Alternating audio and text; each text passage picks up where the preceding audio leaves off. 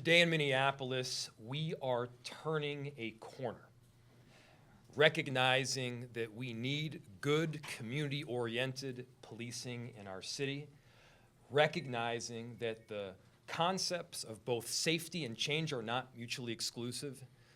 In fact, they have to go hand in hand. That's ultimately what this contract does. I'll quote a council member in saying, this is the best police contract that we have gotten in decades. And it took so much work ultimately to get done. First, it was about pushing back on decades, many administrations worth of contracts that gave away managerial authority to the Police Federation in exchange for limited increases in pay. That was doubly bad. It was bad because we did not keep up in a competitive fashion with other jurisdictions around the state. And it was bad because the necessary managerial oversight that should go with our chief was with the Police Federation. This contract gives our chief the managerial authority to make the change that we are all expecting him to make. This contract makes sure that our officers get paid what they are worth. Policing is an incredibly hard job. Policing in Minneapolis is heroic. We need to make sure that they are paid for getting up in the morning and going home every night with the goal of protecting and serving our city. This contract accomplishes both of those things. I am thankful to our council members that approved the contract. I'm thankful for our police officers who have stayed with us through thick and thin.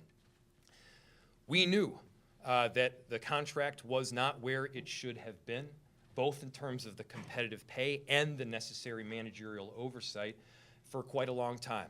They're still here. We have a chief who is leading. We have police officers that recognize the work that they need to do to protect our community. I want to thank all the people who are up here with me and those that are not. Our Commissioner of Safety, Todd Barnett, is down in the council chambers right now, potentially answering questions. Our COO, Margaret Anderson Kelleher, is also down there answering questions, and we wanted to make sure they could continue to do that important work. Our Chief of Police, Brian OHara, for the amazing work that he has done in getting to this point. To our Director of Labor Relations, Rashida Deloney, our City Attorney, Kristen Anderson, Saray Garnett-Hahuli, Sarah Riskin, A.C. Blackwell, Nikki Odom. There are so many people that helped us get to this point. And by the way, it didn't happen overnight. We've been working on this contract now for more than a year, bringing stakeholders together, engaging with council members about their input, making sure that council members knew every facet of the contract through long and extended closed briefings. We've engaged with, of course, the Police Federation. And as with any contract, it's a negotiation. Compromise is involved. But I am confident at this point that it is a good contract. It's a contract that will help our city. It's a contract that will help Minneapolis turn a very important corner, recognizing that you can get both change and safety. You can see reforms take place and simultaneously recognizing that officers should get paid for the very hard job that they do. This is a big moment in Minneapolis, and we're so proud to be here with all of these incredible individuals. And with that, I'm going to turn it over to Chief OHara.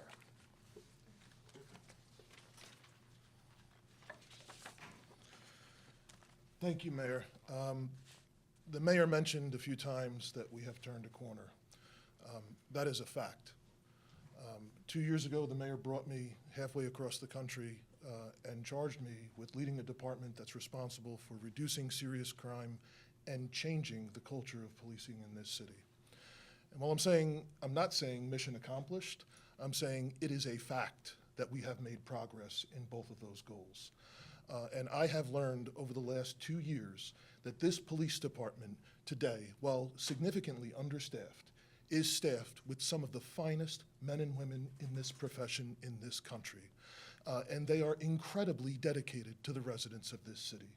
I cannot go one single day in this city without having people come up to me and tell me that themselves, tell me their experiences have been different, tell me how thankful they am for their services.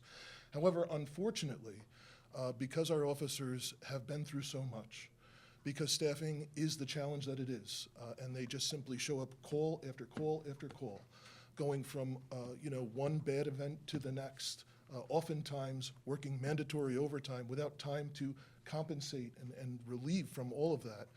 They don't get to see the outpouring of support from residents that I get to see every day. They got to see that during the 2 public sessions that we had. They got to see that over the last few weeks while the discussions of this contract have been public, and they know the vast majority of residents in this city see the change, they support them, and they are incredibly thankful for them. And they know some of our most vulnerable residents in this town absolutely depend on us. And while increasing pay is certainly not the panacea to any staffing crisis anywhere, I think it's without question that this police department is the most scrutinized in the country, period.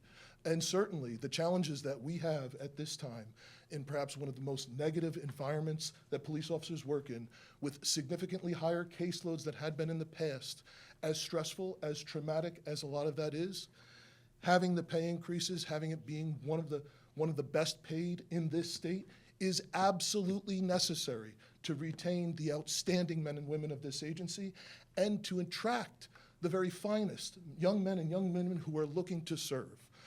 So I'm incredibly thankful for the leadership of the mayor. I'm thankful for our city council that got this over the finish line. I know it is a fact. The vast majority of cops in this town have not felt supported over the last few years. The cops in Minneapolis today, in the city where George Floyd was murdered, do not have the luxury of deference. They have to go out and prove every single day that they are the good ones. And they have not felt supported both by police leadership as well as by City Hall. And I think today we've turned a corner with that narrative as well. This sends a strong message to our officers. We want good policing, we support good policing in the city, and we support our officers. So thank you so much, Mayor, for leading this. And I'll pass it off to the leader behind the scenes that worked tirelessly since December of 2022 to get us here and to get this done for our residents and for our officers, Director Rashida Deloney. Thank you, Chief. Thank you, Mayor. My name is Rashida Deloney. I am the Director of Labor Relations here at the City of Minneapolis, and we are turning the corner. Yeah. Indeed, this is good news. There's been a lot of hard work, long hours, dedication from the city council, our residents, our constituents to get to this point. So we are indeed turning the corner. The city has so much to be proud of. I note today that this was one of the best contracts in decades. Mm-hmm. That speaks volumes to the efforts that we are forging forward here at the city to cultivate change. No surprises, no guesswork in this course of negotiations. We've offered a transparent process, and we will continue to do so to offer a service to our residents in the city of Minneapolis. Just know that our interest and our best interest that we've always had in mind of the city and the police officers. We want to show our statement of support and continue to do so as we partner in the work. So we're here today to celebrate it. I can't restate it more. It's an emotional moment for all of us involved and for our residents, and most importantly for our police force who work tirelessly. I'd be remiss to say that our city is nothing without our residents, who we work for so hard every day. That's right. And I'm pleased to play a role in that. That's right. The responsibility of working for our employees and staff is not lost on me and any members of our team. I have Greg Wiley, who has worked alongside of me this entire process to forge forward a cultivating transitional contract. We will be back at the bargaining table next fall, so the work does not conclude here. It continues. Even though this contract is approved, know this. We are hard at work on the other contracts, as I stated. There's 20 other contracts here at the city, and we want to show that same sportsmanship and partnership within our other unionized workforce here at the city. So understand that the seats at the bargaining table are still warm. from those long hours spent. Thank you again for everyone involved to get us to this point today, Chief, Mayor. I can't thank you enough. DCOO, Director, Deputy Saray, CHRO, Nikki Odom. Mayor Fry, I'll turn it back to you. Thank you. This is a great day, and we'll open it to questions that you might have. Mayor, or I suppose to Director, the Chief, on the temporary powers for management to deploy officers as you see fit and to hire civilian investigators, why were you satisfied with settling for those being temporary powers when it's something that, I mean, it could help officers with staffing realities and the council was insistent upon it for reform reasons? Why settle on those being only temporary conditions? Let me start by acknowledging some of the changes that are in this police contract and explain it in as simple terms as I can, just so everybody gets the rundown. As I mentioned, for years we have had these side agreements or letters of agreement that gave authority that should be with management over to the Police Federation in exchange for keeping the pay down. Over the years, that eroded our chief's ability to get a job done. What this agreement does is a few things. One, it creates what's called a zipper or a merger clause that makes the written contract itself the four corners of the document. So in other words, it brings in those previous letters of agreement so that people can see what they are transparently, or it gets rid of them altogether. That was a very important step to build trust. That was a very important step so that our administration knows what has been agreed to in prior years and in prior decades. It was a big move for transparency. And as I said, it gave managerial authority also back to the chief. Now, having the ability to devote officers to where they're needed most, when they're needed most, that is within the authority of the chief. Many people would say, well, we would have thought that was already within the authority of the chief. It was not in full. That's a huge change. Having the ability to promote employees to sergeant or lieutenant at the numbers and at the time frames when our chief sees fit is another authority that he will have going forward. These are important changes that are critical to running a police department. They're also critical for creating culture shift and change. This contract includes it. Again, I've heard almost all of the council members mention that this was perhaps the best police contract in decades. It is. It's a good move, and this gets us to where gets us towards where we were looking to go. You asked about the time frame. Look, it's a negotiation, as is always the case. This is obviously going to be something that we're going to be fighting for, not just for several years, but for the future. You want to answer that further? How could the contract affect taxes moving forward? Yep. A lot of residents kind of curious about that aspect. So some of that actually remains to be seen based on how the council vote today goes. The budgetary impact is $9.2 million for the 2025 budget. And then there's additional monies that are estimated for back pay for 2023 and 2024. The total is estimated being the key word because there's a lot of things that can shift, to be around 14.7 million, but the impact to the budget itself is the 9.2. That's the impact that we need to account for. Now, importantly, going back over a year and a half, we asked for additional public safety aid from the state to both pay for police officers' salaries and pay for safety beyond policing, violence interrupters, liaisons, navigators, et cetera. And I believe that some of the money from that public safety aid should go to help alleviate the burden on taxpayers. If none of those dollars go to help alleviate the burden on taxpayers, yes, there will be an impact. And so I've been advocating to council members for quite some time to say, look, we can have a both-end approach here. We can use that public safety aid for both the contract and doing safety beyond policing, and that's the proposal that we have put forward. With respect to the vote on that funding that's going on downstairs potentially right now, do you support the alternative proposal that the council is voting on? It's kind of a counteroffer. I mean, like, if they vote for it, will you approve it? There have been more than a few alternative proposals that have come forward, and to be honest with you, the proposals that I've seen have changed even very recently. And so I don't want to comment on that before I know what proposal it is exactly, what amendments have passed or have not passed. But here's the deal. The proposal that was put forward is a shell game. Look at it yourselves. It's moving money around from one place to another again, to another again. The bottom line is this. We received public safety aid from the state to do multiple things. That public safety aid should do multiple things.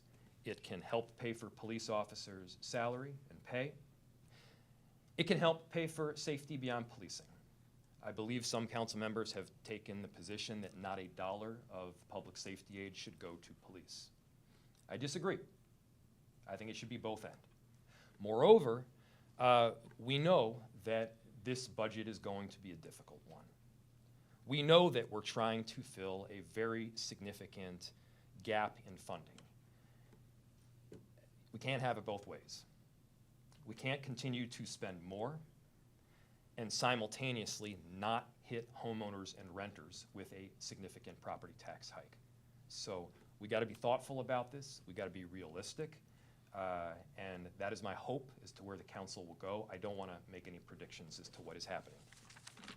There are several of the council members who voted against the contract today. One of their concerns was the coaching issue, how the contract removes some language and what seems to attempt to codify the city's longstanding position that coaching is not, in fact, discipline. Given that there is a lawsuit pending on this matter, why did the city move forward in the way that it did in terms of language changes? There's limited amount that I can say on this, but what I will say is this lines up with virtually every other contract that we have and other jurisdictions have. It is clear and transparent as to what constitutes discipline and what does not constitute discipline. Moreover, and this is important, I strongly believe that a full compliance will be accounted for within the consent decree itself. And so if we're looking for oversight, I insist on it. I insist on oversight of how coaching is done and how discipline is done. We're going to get that, not just through a contract, we're going to get that through a consent decree that's coming forward. You want to add to that? Yeah. I just wanted to point out that in any job, in any field that you work in, where you have supervisors, it's the supervisor's responsibility to correct behavior. And the vast majority of time, those are minor infractions, right? As policies change or as a new employee comes in or some different work is being done that they don't have experience with. So we should hope that supervisors are coaching their people, whether it's this job or if somebody has a business and so on. The concern has been when official complaints are made, that then through intake, they determine it's a minor violation and it goes to coaching instead of discipline. I think it's clear that coaching has been used inappropriately in the past. I have reviewed the instances of coaching since I've been here as chief. There's been 62 times that members of the department have been coached where it initiated from a formal complaint. And every one of those violations has been appropriate. And the difference today is we have a court-appointed monitor that will review those and will be able to report that to the public and will review all of actual discipline to determine if I am doing that appropriately. I think the community as well as the police officers have the same frustration with discipline when you get down to it, and it just takes too long. There's stuff backed up for years. And that's got nothing to do with the contract, and the contract should not be used as an excuse not to hold officers accountable. So we're going to be working through that, and I think the difference that people will see as the monitor starts to make public reports, starts to have community meetings to report back on what they're seeing, that will be a level of accountability over this that the city hasn't had before. People would think maybe that high raises should not be maybe the only reason to try to recruit new police officers here. What else would you say would be reasons about the department, about the city, that should draw people to come and get? Recruits that are looking to come here can be part of the change. People that want to protect and serve their communities, people that want to be heroes for communities that need help and need safety, that's a great opportunity to come to Minneapolis. If you want to make a difference, if you want to make a difference in culture, if you want to help people during some of their most trying moments, become a police officer and specifically do it in Minneapolis. This is the opportunity to get in on the ground level. We've got a chief who's been here for a year and a half. Almost two. Oh my goodness, yeah, time strain. I'm glad I checked with you there. Yeah, almost 2 years. We got a chief who's been here for almost 2 years now. Time flies, I guess. He's doing an incredible job. We have a department that is here for the right reasons. And look, our numbers are going up right now in terms of the number of people applying to become police officers. And by the way, it's not just about the pay. Look, that's part of it. That is part of the equation in any job that people are looking to apply for. What is the pay? And our pay is very competitive following the approval of this contract. But that's not the only work that we're doing. We have a whole campaign that's occurring right now to recruit additional police officers. We're running out ads electronically. We're making sure that people get the outreach. We're meeting people where they're at in communities so we get the kind of officers that we all want to have, that have deep commitments to the city of Minneapolis, that want to protect and serve their communities. That's what this is about, and I'll tell you, with this contract, which, yes, was a critical piece, we're turning the corner. Want to add to that too?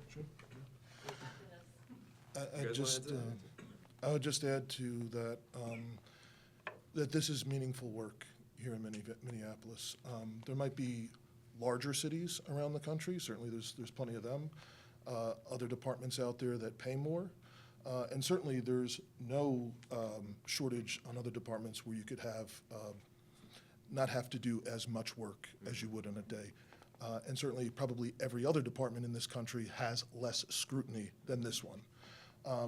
However, if you actually want to be a part of doing something meaningful, if you want to be a part of living a life of purpose, if you're interested in this profession, and you're not scared to stand up for what's right and be under the microscope every day like our officers are, this department offers an opportunity for you to be a part of living history, for you to be a part of coming into this agency today as we are rebuilding, as things have turned a corner, and to truly have an opportunity to make a difference in people's lives every day. But also, this is the center of this profession.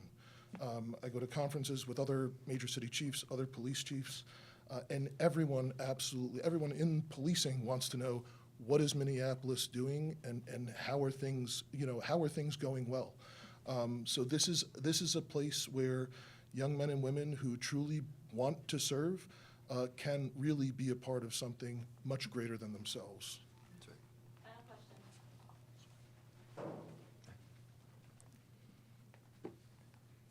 Thanks, everybody.